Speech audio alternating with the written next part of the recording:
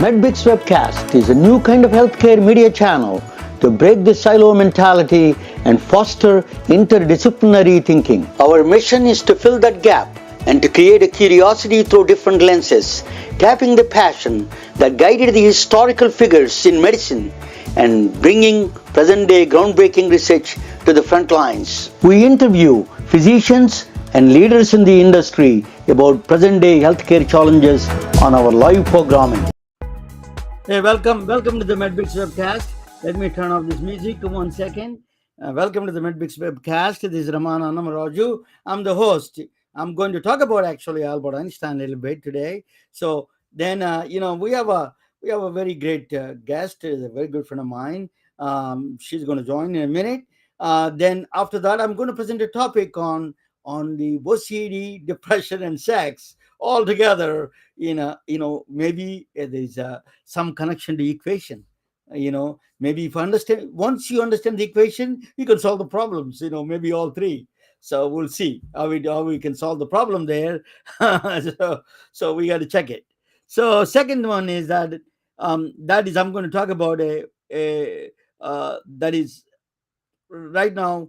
That what is going on is this. Just one of the friends called me today, and then they're trying to shut down the hospitals. They're closing hospitals around the country. They're losing money. It is a big problem. Acute care, the people will get the severe heart attacks or any respiratory distress. Where they go, what they do, and also we need people who takes care of them, right? When you go to the heart attack or the drug overdose or any other emergencies come across, how do the teams respond? That's a very critical, particularly the nurses. If they don't have proper education and training, it is a little bit of a problematic, and it's saving lives is a critical. It's not a little bit problem, big problem, because a patient can die.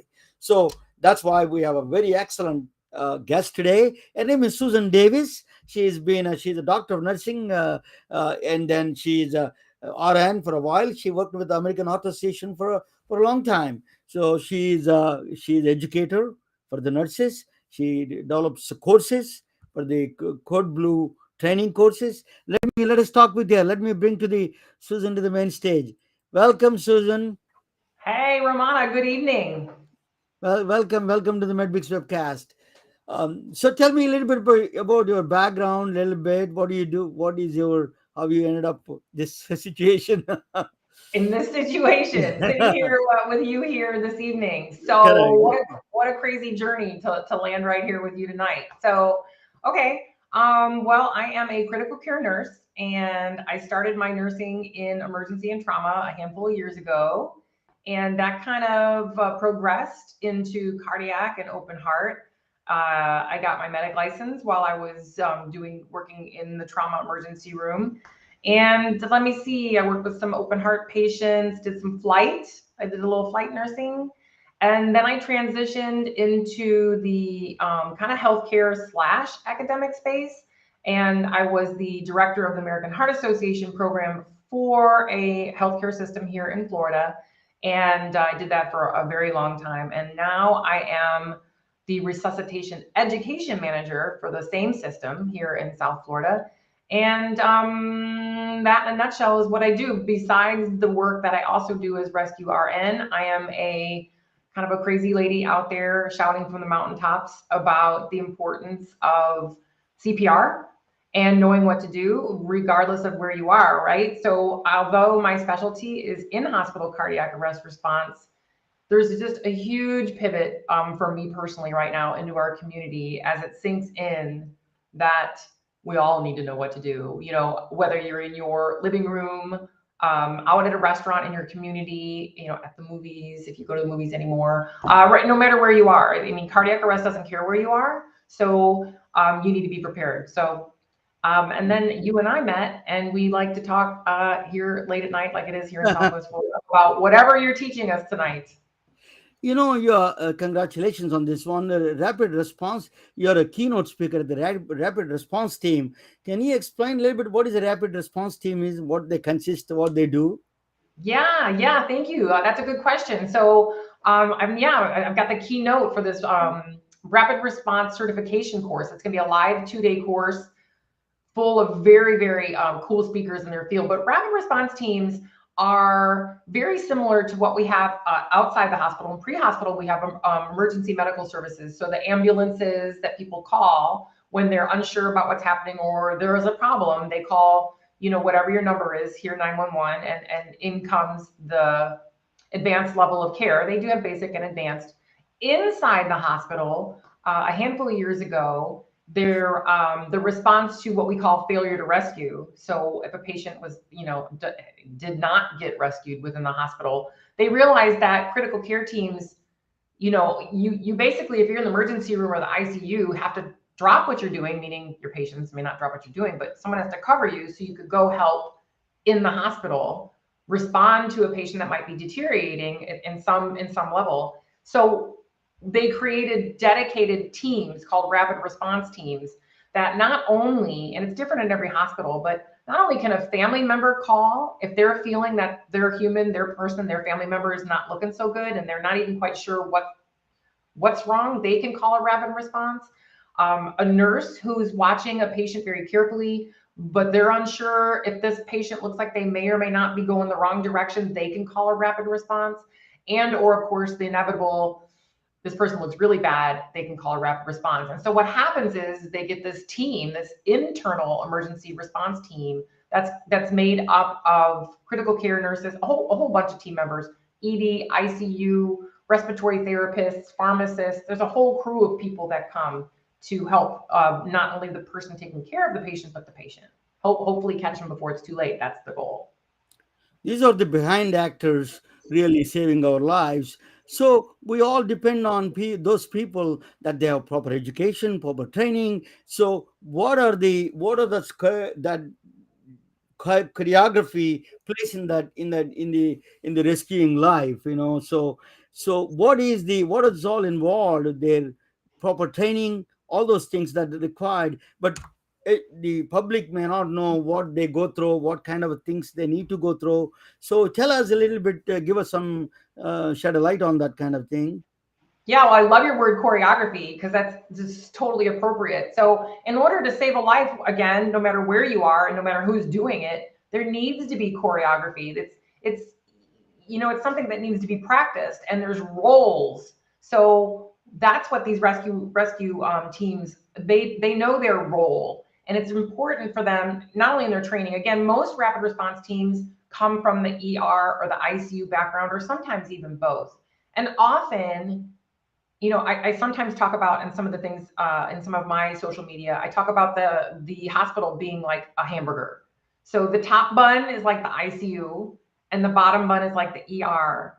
But everything in the middle is the BLS burger. So basic life support burger, meaning everybody and every other patient in every other specialty in the middle of the hospital, that's everybody, ortho, OB, surgical services, endocrinology, oncology, whatever, they're all there.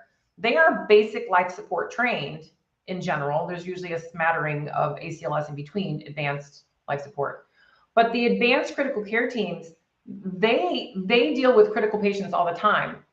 The middle of the hospital, not so often. So the training is significantly different. Well, I shouldn't say significantly different, but it's a bit more intense for those who are our critical care teams. But remember, the people who are calling are generally the middle of the hospital, and so they need support. So the training, quite often, the critical care teams, those who are responding, they have a lot of training. They have training in their daily work because they see large volumes of critical care people every day. But the middle of the hospital doesn't. So that's the key to this. It's how do we make sure that the burger has the training that they need so that regardless of your patient deteriorating or not and in what condition the patient is, that they know what to do because they're there until help arrives. That's the key. That's the key. The key to a well-oiled system / burger is making sure that our basic life support in the middle of the hospital has the training they need, which requires more than the standard of once every 2 years, in a classroom in a land far, far away from where the magic hits the fan. So that's my big thing. So people like us, we think once you're out of the ICU, everything is safe. Between the buns, everything is just meat, nothing else. Basically, there's no emergencies, no rapid response, no basic life support system required. People think that way, but you're saying that the entire system is actually, you need to fill up with the basic life support system. The team has to be ready all the times in every aspect of the process. All the time, and it needs to be a priority, because again, cardiac arrest or respiratory arrest or whatever, people when people are sick, I mean, they're in the hospital, so they're sick from one thing or another. Their condition can change quite rapidly, and the ratio of patients to nurse is also much bigger in the middle of the hospital.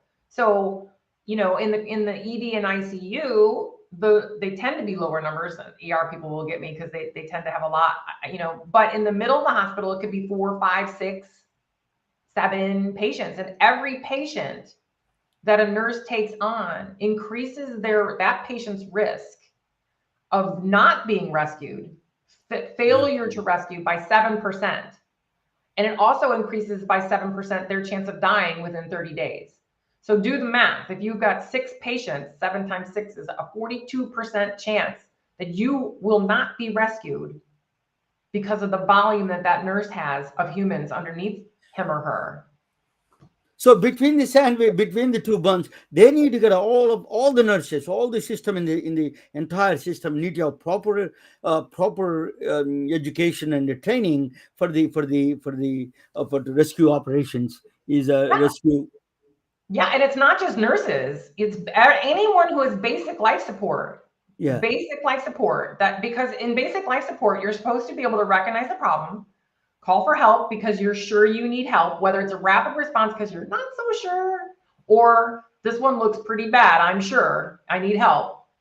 Begin compressions immediately and use your electricity, meaning grab the defibrillator and use it. So that's the same whether you're with a manual defibrillator in a hospital or you are at the mall or in the airport with a AED, right? So anyone and everyone should be ready to do those things. And so that is my big platform. And now when I'm speaking to these specialty rapid response teams for my keynote, it's called my speak. What's the title? Failure to Rescue: From Fear to Courage and Action. And it's going to be me inspiring these critical care teams to realize that they're the buns, for mindset, because it's tough when you take care of critical care patients all the time, and by the time you rush into the burger, they don't. It's called a very high risk and very low frequency. So they're nowhere near as ready as the buns are, unless they do all kinds of hands-on brief repetitive practice. And we want to empower them so they're not afraid or uncertain whether they should or shouldn't until we get there. I mean, you're supposed to be shocking within the first 2 minutes, but the national average for shocking first shock in a hospital in the United States is 9 minutes.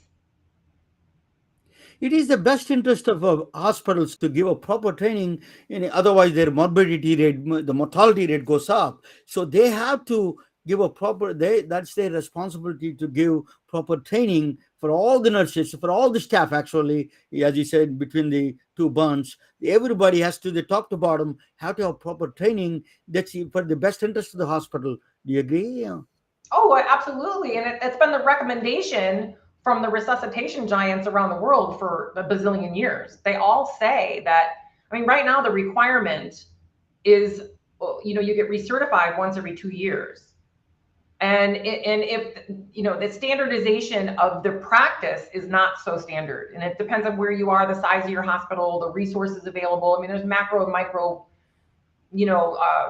hospital issues, if you will, that prevent and or support training. But let's face it, when everyone's broke, which seems to be the theme in healthcare, broken in more than one way, education tends to go to the bottom of the barrel. But I'm sure no one wants to talk about that or think about that when they finally do go to the hospital.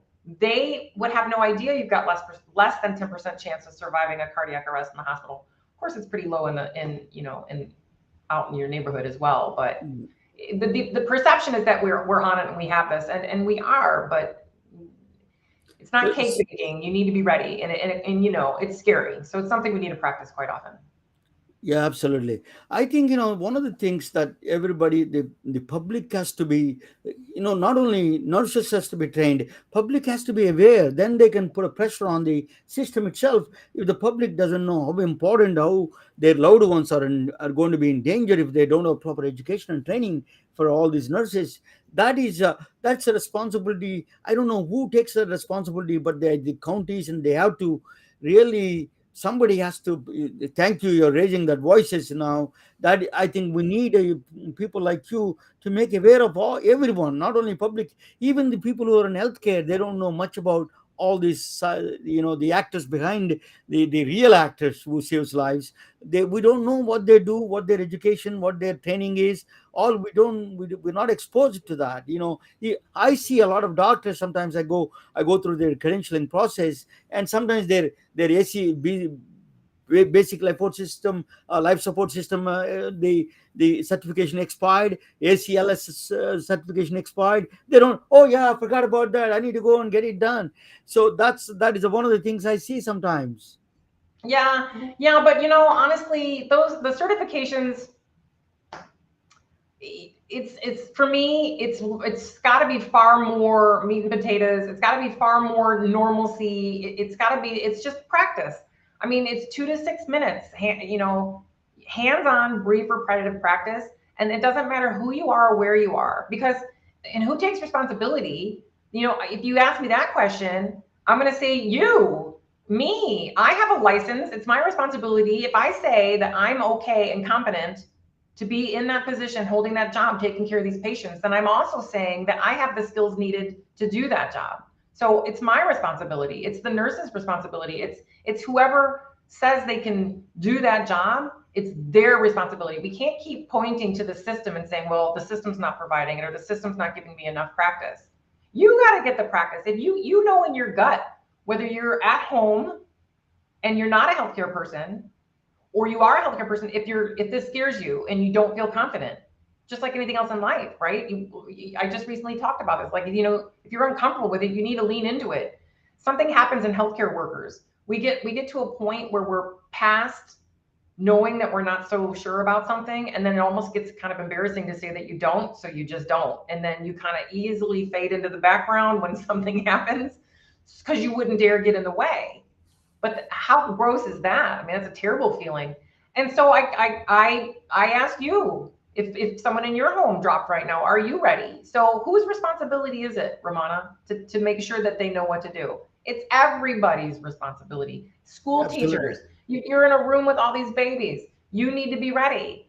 It's traumatic to be around somebody that's passing or trying to pass, and it's scary. So it's all of our duty. It's our duty as humans to be prepared the best we can for an emergency. Yeah. So I think not only just people, now facilities has to be ready. Now the hospitals are closing down. I think we need to find a solution for the public in general. That's not our responsibility, I understand, but I think it is the overall responsibility of the public, ourselves, to put some kind of a mini centers of this rescue team somewhere and then they get properly trained, and they get proper training for all the particularly related to heart. That's one of the most major condition that comes across, right? Well, I think we're in a really interesting time. Hospitals, thank God for hospitals, and thank God for the care that we are able to provide. But at the same time, the model of care is going home.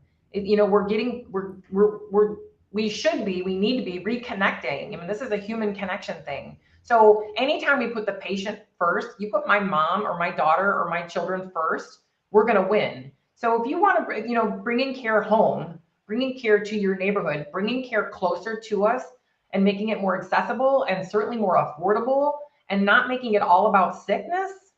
I mean, come on, that's Yeah. going to work. I'm not an expert on this, and there's people who are far more involved about how to fix the healthcare system. I just know that if you bring it closer to home, make it more about humans and the patients, and bring it back to the human connection. Remember the day when doctors would do house calls? How cool is that, right? And Yes. no one wants to leave home anymore. You're a rescue nurse, basically you do a lot of rescue operations. You're not only in the heart side of it, Kick Heart is your program, but also a lot of respiratory distress, a lot of other problems come across, drug overdose. How do you respond to that? What are the things that they need to be properly trained on? Is it the part of the rescue team, is rescue RN also do that kind of thing? Well, you know what? It's kind of tricky. You really can't separate the lungs and the heart. So breathing is pretty important. Yeah. And I'll say right now for in hospital, thank God for respiratory therapists. I mean, they fret at the head, right? So their entire job is that airway, which for me as a nurse or critical care nurse, when I was taking patients, was heavenly because I could concentrate on the heart and do what I did with the rest of the human. But that airway is important. But as far as your question goes, I mean, if you stop breathing, the heart's is their close buddy. So one or the other one gets upset, the other one's gonna jump on board pretty quickly. So respiratory arrest leads to cardiac arrest and vice versa. But if you're at home, there's not much you can do. I mean, you can open the airway, you can do your best to position them. You certainly got to call for help as soon as possible. And then you mentioned drug overdose. So there's lots of use of Narcan, and that's been made public now for everyone. Family members going to have Narcan, so to help reverse the possible drug overdose. So, and then it's a skill. Learning just to bag a patient is a skill, and if it's not something again that you don't do quite often, you're not going to do it very well. So rescue breathing, mouth to mouth, that kind of went out of vogue a while ago, right? All the creeping cruds that we have these days that we would share mouth to mouth. If you're a loved one, mouth to mouth is cool. But anyway, so respiratory, cardiac, they're pals. So, but if one goes, the other ones soon follow. In life and death, the frontline healthcare people are, you are the nurses. Actually, not the doctors, not anyone. The nurses are the frontline heroes, in my view, when there is a life and death comes in there. Let me present another topic, a little bit closer to the topic that is Susan Davis. Rescue. When I come back, I will ask her what is she doing and what kind of things she is offering. We'll ask her. Okay, so she is going to watch with me. She's also going to watch with me this presentation. I'm going to bring her to the both of us. Okay, that's good. Now I'm going to talk about OCD, depression, and sex, maybe related to some equation. That's interesting. Right? Mathematics is there. Facial symmetry. One of the things that we define beauty is that through the facial symmetries. That's what they say. Research study is saying that if you draw a line between the eyebrows between these beautiful people like Marilyn Monroe, Denzel Washington, Indian actress, the Aishwarya Roy, and now we can add Susan Davis to that list. Beautiful people. If you draw the line in between the things, their left side is almost a reflection of the right side. That is what the beauty was defined as. A symmetrical facial symmetry is plays an important role in the beauty definition of beauty for humans. So but if you see asymmetric faces, you get scared. Frankenstein, Freddy Krueger, or Jack the Ripper, or anybody that what his name was, Joker. They're all scary because the left side is, if you draw a line between the eyebrows, in the left side of the face is not the right side of the face, so they look scary. That is usually we humans, we tend to believe that they're scary people, they're dangerous, they're aggressive, and all those things. But so if you see, go back to the all the way. Susan, you can jump in anytime you want to. Le- Leonardo da Vinci, is the famous picture of the Leonardo da Vinci picture, symmetry of human. You draw the picture of that is a bilateral symmetry. I mean, if you draw your lungs and the left side of the lung is very symmetrical to the right side lung. Heart is more or less same. Susan may not agree, but the left side of the heart is almost almost structurally at least same in the Mhm. right side. Maybe inside they may be different, but these are the symmetry also in the healthcare, very deep inside the healthcare. So what is symmetry? That's it is the quality of being made up of exactly similar parts that are arranged in a way that is aesthetically pleasing, beautiful, aesthetically beautiful. That's what it is. And functional, beautifully, it has to be choreographed. That's what we are talking about. It has to be greatly functional. You see that is in mathematics, you see in medicine, you see in art. This kind of a symmetry is very critical to is to the our human survival. In fact, if you see that, I'll show you the loss of symmetry. If you see the biological system in the butterflies, you see left side, and the butterfly wings are exactly similar to right side butterfly wings. That's why butterflies are so beautiful. Even in the radiology, you can see the doctors compare the left side lung to the right side chest X-ray. You can compare that to diagnosis much better. So this is all the loss of symmetry we are following without understanding the loss of symmetry. That's what I'm bringing to the front lines of the what is involved. There is a structural symmetry. For example, snowflake is, if you see close up look at the snowflake, you see a structural symmetry is beautiful. That it looks like that. It is a beautifully arranged in all directions. You twist any other way. You do round. You twist the snowflake to the clockwise or anti-clockwise. It doesn't look it doesn't change any difference. You can't tell the difference. A functional part in the football team, the movement of the people is very critical to the symmetry. If you are asymmetric movements, what it does is it can cause a prone to injuries. So they teach the dancing and the choreography and all these things. That's why some of the football teams, they learn dancing, they teach ballet and all those things. It's a very important because they're less prone to the injuries they are. So these are lots of symmetry, or, for example, sex. That's what all the guys are interested right now. So let me tell you that sex and they found out in the research study in structural symmetry in the University of California and University of Pennsylvania that women get more orgasms with the guys with a structural symmetry with the left side faces, not the other way around. They said that women get more. I don't know about that. We'll ask somebody here. Left side is a more symmetrical to the right side. That is it is a more in research found out that in the man with a structural symmetry on the left side and the right side is the woman respond to more. Even the honeybees prefer radial symmetry, beauty of the flower. This is not just honey. They found a research found out that honeybees prefer the radial symmetry, which is the beautifully arranged petals. That is a very strange. Even the honeybees know that what the beauty is. That they want to prefer the symmetrical structure. OCD, for example, they find out the OCD is a fear of asymmetry. It's actually the research is saying that now until now it is a belief that is a it's a psychological problem, but in fact it may be close to the evolutionary genetic disorder, which is that because we may be when we are growing, human civilization coming up, when you want to see a lion or something that you want it to be structures, fear of asymmetry. If you see that, you can figure out the if you see part of it, you can figure out the rest of the parts of it. So they are extreme need of symmetry. These all the OCD people need a extreme need of symmetry. It may be genetic disorder. Rather, that is not may not be a research. Maybe it is suggesting that it is not just a psychological disorder. That's a very interesting point. We don't. It is maybe coming from the genetics side of it. Genetic side of it.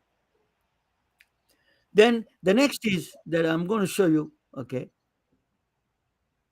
So body asymmetry. So the research found out that people with a body asymmetric functions, they have a very depressed. They are usually associated with a depression. It doesn't mean that all people with asymmetric people are depressed, because people perceive them not beautiful or whatever. It may be reflection of that. Whatever it is, they show a depression, or sometimes complete asymmetric nature of the body. Maybe underlying condition is a depression or any other underlying physical condition could be possible. So that's why asymmetry is related to the not a good health in that sense. Now, now, in the for example, in the asymmetric breast, for example, in the 15% of the developing variation between the breasts. You know, it is 12.8% increase in the risk of the cancer for them.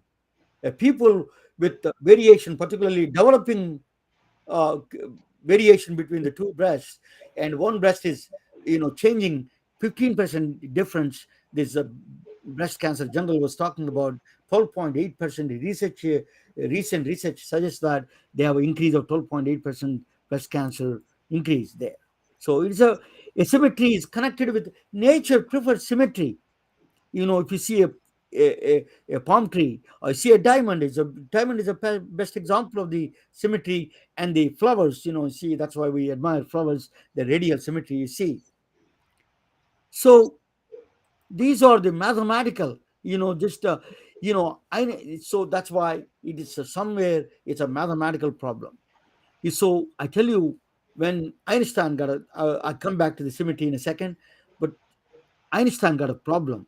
What is that? There is a conservation principle in the physics, law of conservation of energy. Law is the energy is neither created nor destroyed. The first law of thermodynamics is the law of conservation of energy is holds good everywhere, but in certain situation, one situation it does not hold good. When the expanding universe, the law of conservation of energy is getting violated. So that bothered Einstein is expanding in. I don't need to go into the details of the physics part of it, but it's not holding good. So Einstein worried about it. Then who comes to rescue? Woman came to rescue. That is, her name is Emmy Noether. She's a mathematician woman. She came to rescue Einstein. She's a genius woman. She was born in 1882 in Germany, and then passed away in 1935. I'll talk about that in a second. But in Germany, Emmy Noether was, the time that there was no woman in in mathematics. They said that, oh, do you expect they said that the one of the dean of the German school came to her head of the department and came to ask her, was asking him, why you are hiring a woman for the job, because the soldiers are coming from the war. They're not going to bow head for a and they learn from a woman. That the at the time is a very Hilbert is one of the famous mathematician. He said that they're not coming to the Turkish bathhouse. These are all the learning institutions. They must learn. That's what he said, what he gave us. So she is the professor of mathematics in Germany. She came up with one of the beautiful laws. What she said was very interesting. Energy is not a fundamental. She said that that's a shook the world of physics and mathematics. The energy is not a fundamental.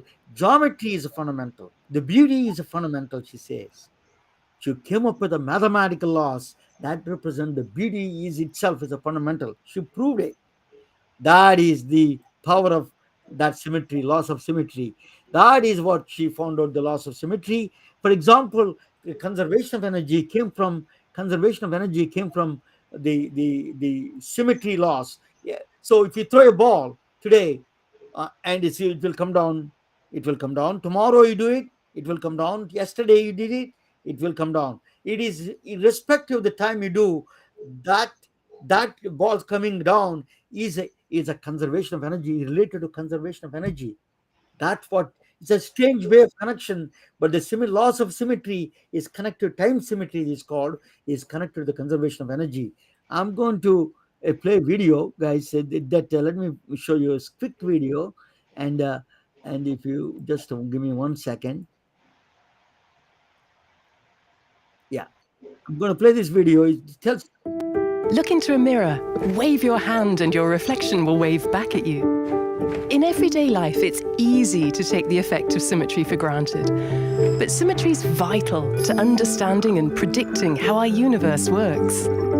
This relationship between symmetry and the mechanics of the universe was something Emmy Noether proved in 1915 with her remarkable theorem, linking maths and physics in one harmonious statement.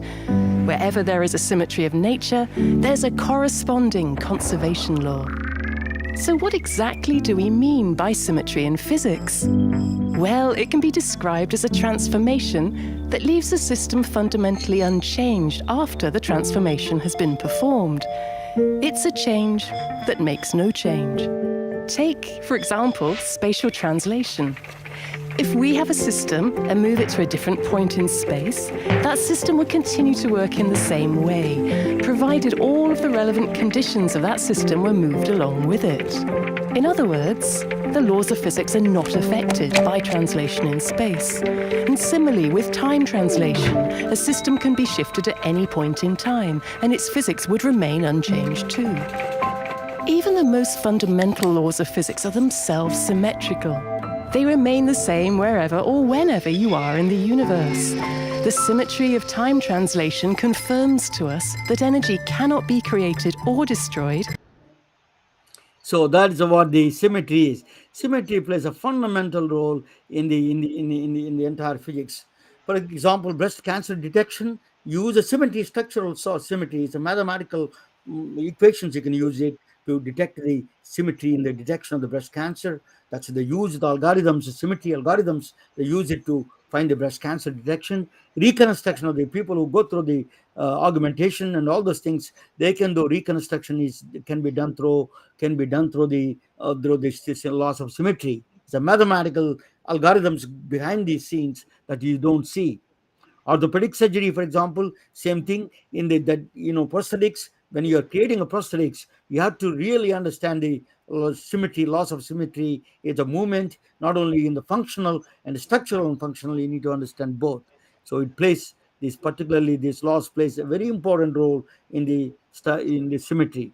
In the sports medicine, for example, injury prevention improve performance because the movement itself is a symmetrical. If you improve the symmetry in a movement, that is less prone to the injury and improve performance. So they teach them how to move. Movement for our bodies are restricted. That human bodies are. That Susan can talk about. Human bodies are restricted by a lot of things. We are prone to injuries, heart attacks, strokes, and injuries. They're all coming one and the same. So we have to prevent those kind of things. You have to do all the structural symmetry is important understanding. Drug discovery, for example, to understand a protein folding, for example, is that they place a structural law. Symmetries play very important role in the molecular integrity to protein folding because it may be the protein may be this way. If you turn around, it may act different. So they have to know exactly how that symmetries work. So it's if you see in the orthofractal symmetry, Jackson Pollock is all his paintings are very structural. The art is a reflection of the symmetry. He really created a fractal symmetry. It's called is one of the Jackson Pollock art is considered as one of the physics holy grail for the fractal symmetries. That is the one thing is it's a people they thought as a modern art, but it's a very trained artist, Jackson Pollock. I have a I made a special show on him one day. I'll make a one show on the Jackson Pollock and fractal geometry and how it's a powerful in medicine itself, solved a lot of problems in medicine. I'll talk about that later on in one of the shows. But fractal symmetry plays an important role in the for example, thought itself. A lot of people who take a psilocybin, for example, they see a kind of a the kind of a geometry they see is a fractal symmetry. The geometry they see, what Emmy and other was talking, these are fractal symmetries. Mandelbrot sets they call. They produce the mind-boggling the structures they produce is a fractal symmetries. These are mathematically constructed. So then you see there is a lot of companies they are working the healthcare companies that the symmetry algorithms they deploy is a posture and the well, or McVie, all these companies are working on the symmetry algorithms and they're based on the Emmy Nather. A woman that did a loss for that. You have to follow her laws, her mathematics. Nature's wonder, human body, that Susan is talking about. Laws of symmetry are extremely important in the human body. That is very critical to understand the process. So Amy Nather, she moved to 1930s. She moved to Philadelphia, 1932 or so. She moved to Philadelphia. Right after that, she got ovarian cancer. She died immediately within 3 years. She died in 1935. She died in Philadelphia near Brandmore College in Pennsylvania, near Philadelphia College campus. She was a professor there.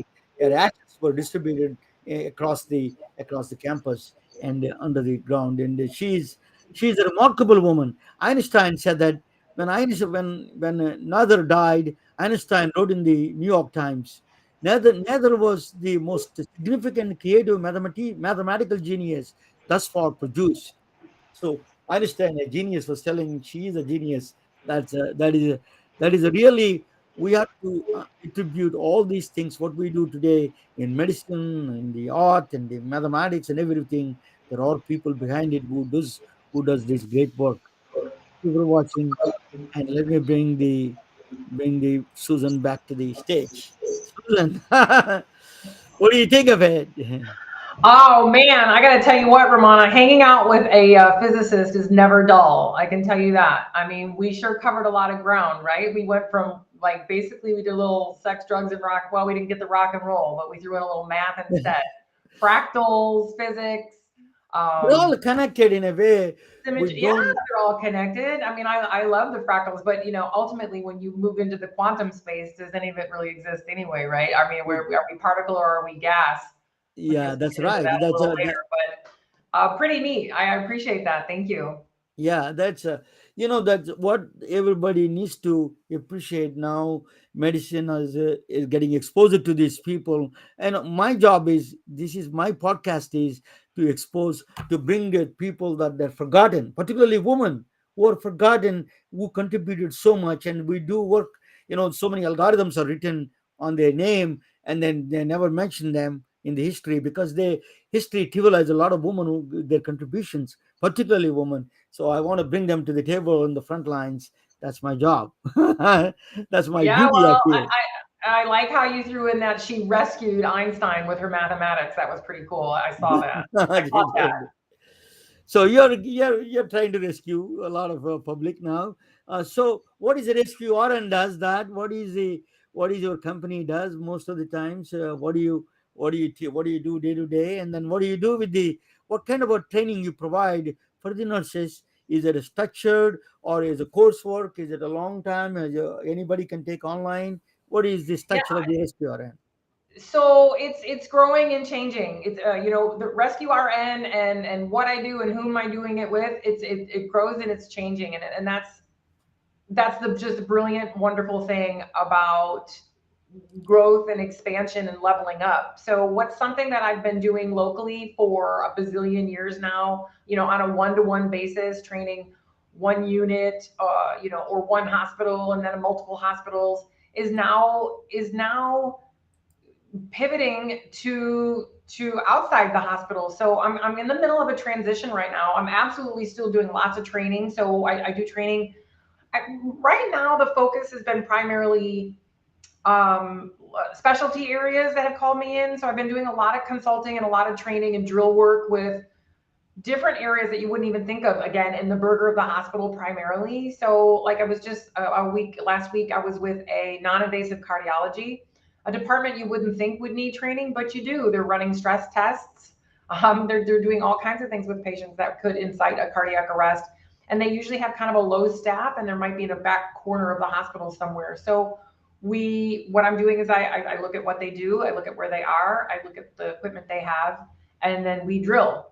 And so that's the one thing that has never stopped with what Rescue RN's been doing. So I consult, figure out what their need is, what their equipment is that they have, and then bottom line is, regardless of what they have, if they don't even have to have equipment, it's what does it look like to put together the rescue response. But right now, a huge part of my time is in the community. So I'm working on a huge thing here in South Florida. We're working on a 5 county-wide what's called Heart Safe program. So it's a huge program to bring hands-only CPR and AED awareness to the masses. And I'm collaborating with other areas around our country and actually around the globe that are doing stuff like this already. And so we're getting together and we talk about, I mean, and this is huge. This is all the hospitals in the area, all the EMS, so all the ambulance services. This is fire, law enforcement, businesses, schools, our children K through 12, adult continuing education, our universities, and our businesses. So it is a giant collaboration, which for me is extremely gratifying. So it's some fun. It's fun. I mean, cardiac arrest is not very fun, but getting out in the public and making it real for them in very short, very brief. I'm talking, we can do this in 5 minutes, 10 minutes. We can do the training in a half an hour or an hour. We really can fit this training, life-saving training, into a very small window. So Rescue RN is still consulting and working and doing drills with hospitals and specialty departments across the country, and even the world. And actually, some of my research, I will tell you this is pretty cool. I do have someone who is replicating my original research on Code Prep, my signature program, in Pakistan. They're just getting ready to start. So I'm sharing my data back and forth, and I can't wait to see what their data is going to bring forth. So that's cool. Okay, I'm glad you brought that up. I'm from India originally, but I tell you, my father is a teacher and a doctor in a small town, small village. In fact, it's a big, in the India progressed from when I left, and now India is economically forward. They're one of the powerful countries now, like India and China. But the problem is healthcare, particularly emergency system, is not improved. It did not catch up. There is so many people work on the computers, so they don't move much, and they have a lot of prone to the heart attacks. And we don't have any system to really, we don't have any massive infrastructure is not in place. It's a very small limited number of systems available. It is a huge problem. I think we need a massive resources. They have the money, the purchasing power, but they don't really. That's one thing that they need to know. They need to install these kind of systems in place, training for the nurses, for the CPR and the basic life support system, and hospitals to be ready, all the nurses to be ready. You're talking about not a big major cities. You're talking about second tier towns, cities, everywhere. This is a problem. It is a you have a if you I think it is a huge demand for this kind of services in the world, in everywhere, because it is really real. Not only I'm not talking about India, those countries around that area that I know, there is no way we are close to respond to the emergency team. We don't have a trauma network. We never. My father died because he was hit by a car. We don't have a trauma network, so they don't know whom to save. They don't have the system in place. And then rescue operate this rapid team like this it's really save lives, and we don't have it now. That's one thing. There is a system, the education and training, all of them are required. Those countries, not only, I'm not talking about just India, those countries around there and around the world, I mean, more or less, except a few Western countries and the United States, the rest of the world don't are not equipped with this one. What do you suggest to start the first thing to do with all these people, with the starting like a scratch, from the Starting base? from scratch. Yeah. Well, I mean, it's exactly what I'm talking about. It's no different. I mean, you have to work with what you have. And to circle around what we talked about just a little bit ago, who's responsible for knowing what to do? Well, we are ourselves. So, I mean, but someone has to be from scratch. Someone has to be taught at least the first time. So it's imperative that we as a world recognize the need for at least, I mean, that's it. Recognizing, I mean, trauma is one thing, right? Everyone's going to recognize someone that's been like unfortunately for your father, that was, hit by a car. I mean, that's kind of obvious. Bleeding, obvious, wounds and injuries like that. That's obvious. Respiratory and cardiac arrest, sometimes not so obvious. Or watching the signs and symptoms, and people don't know when it's too late, to call for help, or especially in these areas like you're referring to. They're far away from help. So what are we going to do? I mean, to start from scratch, everyone has to at least learn how to do hands-only CPR. I mean, like, you have to know how to do CPR, but That is but on massive scale, So that's why I love it. In fact, it's probably some of my favorite calls when people contact me right now from different faraway areas, that far away from me anyway, that have nothing. I mean, they ask me, they're like, well, no, we don't have the money for this. I mean, that's a month's salary for us even just, even contemplate, a single course or whatever. So anything like that, I just do because it's just what I'm going to do. But I consult with them. I share my stuff with them. I look at their equipment. I'm willing to go and train just about anywhere because in areas like that, they will group and they will come together to learn, and they're very willing and wanting to learn. So, and there isn't a good teacher in the world that doesn't want to go somewhere where they really want to hear what you have to say and so that you can help them. Yeah, I'm glad to recommend you. My friend owns a hospital in Pakistan. He used to be here in Atlanta and here in Houston. I'm glad to recommend. But sometimes even they don't even know what the next steps are. Even they have money now. India is making good money and they have the resources now. They don't know what the next steps are. In the maybe major cities understand it. Even the small towns, even major cities, there is no structural way. A structured program is not there. That you know that all the nurses are properly trained? We don't know. It's a very so dicey situation. That's one thing. Is I think there are people, not only the institutions itself, like hospitals and the medical clinics, they can do the first step. They have the resources, they can do that. I think they need education and training, people like you that can translate into that process in a big way into the rest of the world. Yep, it's good. I mean, sometimes some of the people I talk to in different areas, they have one defibrillator in the whole hospital, and that defibrillator is really old. They don't have the expensive $150 pads like we have, and it rolls up and we throw out and put on another one. I mean, I'm not even going to get into the cost of the pads. I mean, just pads instead of the old school paddles, clear, and they use the paddles. I mean, some people still use paddles for certain areas for certain rings, but you need gel and so some of the equipment they have, one in the whole hospital, and it's old and really no one knows how to use it. So but anyway, I really do enjoy consulting and helping, and we Zoom, and I always offer to go if they're going to put together training. And then what I do is I offer my research to the local nursing school so that they can then, because I benefit, right? I get the results. I get their results. It feeds my beast of the more places my program of brief hands-on repetitive practice get used, the more data I get to prove that it's not rocket science, like it's not quantum physics. It's pretty logical stuff. Recognize the problem, call for help, begin compressions, and use your electricity. Boom. Access to care is one of the things here, particularly hot. So maybe the best thing of all is the prevention. Do you have some ideas about the prevention for the heart problems? What do you would you suggest? Yeah. It's everything we learned, in kindergarten. Be nice to one another. Be nice to yourself. Be nice to your body. Balance your mind, body, and soul. Like your life depends on it. I don't know why people think that they got to get another shot at this, but they're not. So I think it's kindness. It's kindness to yourself. It's love yourself, love your body, love your cells, love your heart. Yeah. Love your heart. Feed it good things. We all know the difference between good and bad with what we're putting in our mouth. I mean, people need to do a whole bunch of fork downs. What is that? Yeah. Put your fork down. You need to put your fork down.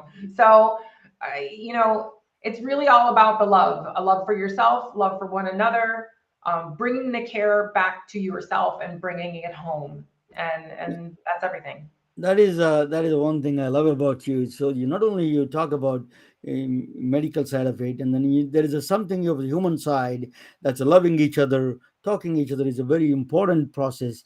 It is truly an honor to talk with you. It's always enjoyable to talking with you, Susan. You're a great friend, and we never met, but we are great friends. That I always felt that you're very close to me. Thank you so much. It's a truly an honor. Thank you so very much. Who doesn't need a physicist friend? Come on. Thank you so much. Good night, all of you. Let me play this one. Just if you can stay, I'll talk with you in a second after that. Let me play this, my regular things, and then I'll go. We are retelling their stories through our patented designs that can be worn on scrubs, t-shirts, printed on conference bags, and endless other promotional materials. Daily Wear for Medicine is the first ever of its kind to create curiosity in medicine through visual art. We at MedBricks are celebrating unsung heroes of the past who made enormous contributions to the field of medicine through our unique campaign called Daily Wear for Medicine. You can wear it, carry it, and give it.